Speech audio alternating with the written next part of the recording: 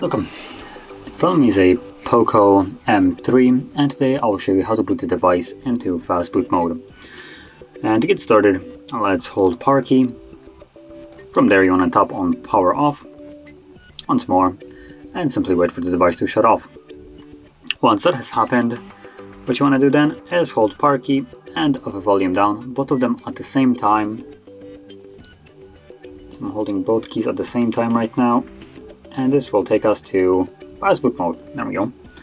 So that is basically how you would boot into it. And once you're ready to leave this mode, to leave it, you again hold power key and volume down till the screen turns off.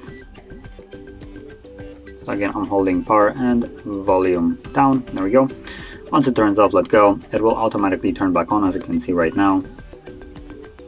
And then it will boot into the Android OS. And there we go. So we're back in Android. And that is how you would boot in and out of the Fastboot mode. And if you found this video helpful, don't forget to hit like, subscribe, and thanks for watching.